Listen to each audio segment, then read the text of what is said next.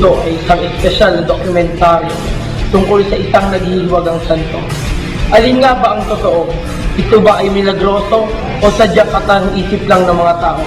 Ating alamin, tuklasin ang hiwaga sa Ina Poong Bato.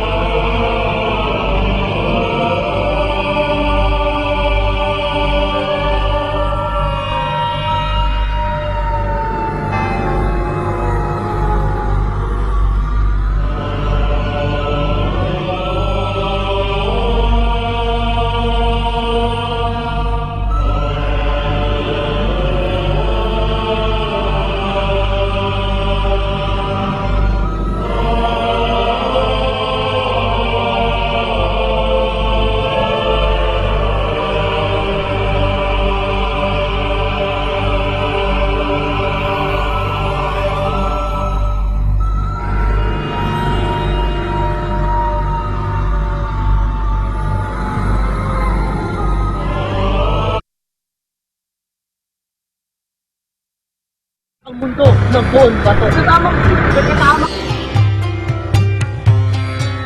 Papunta na kami ng Batolan upang gumawa ng isang dokumentaryo tungkol sa Ina Poong Bato.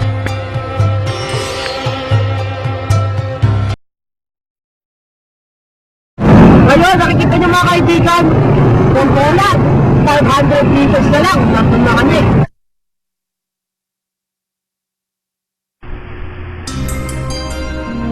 Matapos ng 1.5 oras na paglalakbay, sa wakas, narating din namin ang simbahan ng Poong Bato. Pero bago natin silipin ang loob ng simbahan, minabuti namin muna na humingi ng konting impormasyon kay Mrs. Hermosilla. Isa siyang kapitana dito sa barangay na ito. Ang ilog na pinaita kanina ay marami nagsasabi na naghihimala daw yun. Kaya ating itatanong sa kanya kung totoo bang naghihimala yun. Meron din isang replika ng Ina Poong Bato dito. Umaga sa inyo lahat. Nandito tayo ngayon sa Poong Bato Church. Pero nandito tayo muna kasama si Kapitan Ermelinda and Hermon. Kaya nandito kami upang kumuha ng kasanya ng mga informasyon about sa Ina Poong Bato. At ano yung mga yon? Ma'am, ang unang katanungan namin is, saan o ano po ba yung history ng Poong Bato? Ayon sa mga matatanda ulan, ang history ng Poong Bato, kaya pinangalan ng Poong Bato doon sa dating lugar namin, puro Poong Bato ay puro bato.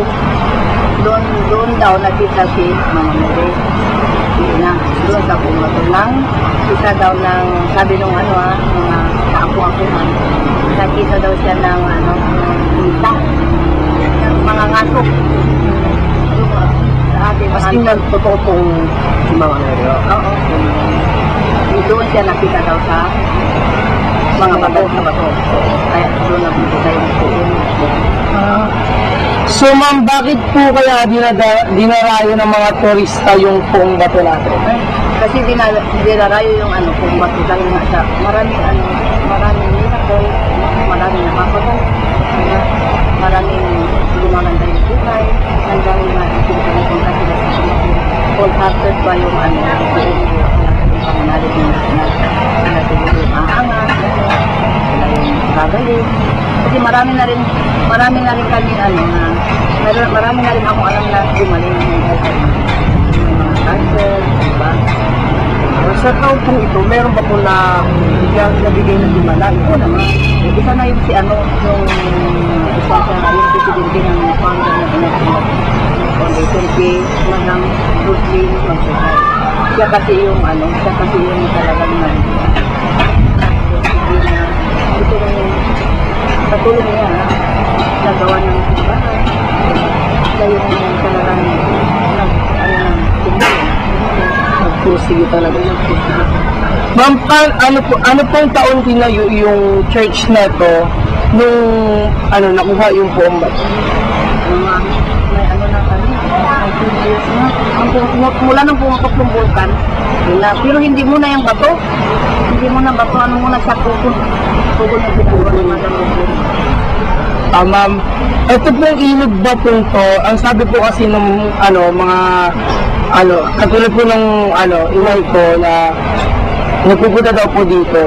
Ito daw po ilog na to ay may himala. Sa palagay ko, kasi yung iba naman kasi, magaling daw eh. Kaya nga nito, kaya nga ako, sakto nga si Madam Rosel, kasi iba nagkaroon ka ng kanso noon. Stage 4 yun. Stage 4? Oo. Siguro sa ayaw pa siguro, at marami pa siguro mga plano. Binigyan pa siya ng Binigyan pa ng pagkakaroon. Bakit po natin kailangan alagaan yung inapoon ba to? At saka ma'am, ang may nakakapagsabi po sa amin na hinihiram daw po yung inapoon ba to? Ginagala po pero binabalik po sa Ginagala siya, ang nagagala sa kanya si Madam Rosel. Sarong, napunta na sa Sarong. yung Miss May. Dito. Yung parang yung replica. Hindi inalis yung Ma'am, maraming salamat po ma'am sa mga magagandang informasyon na binigay niyo sa amin.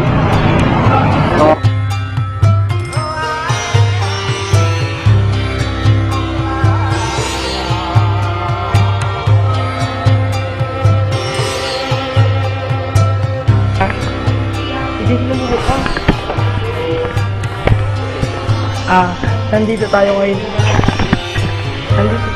sa Catholic Church na sinasabi na isa sa mga napagawa dahil sa milagro ng Poong Bato. Nakikita nyo naman yung mga rock formations dyan.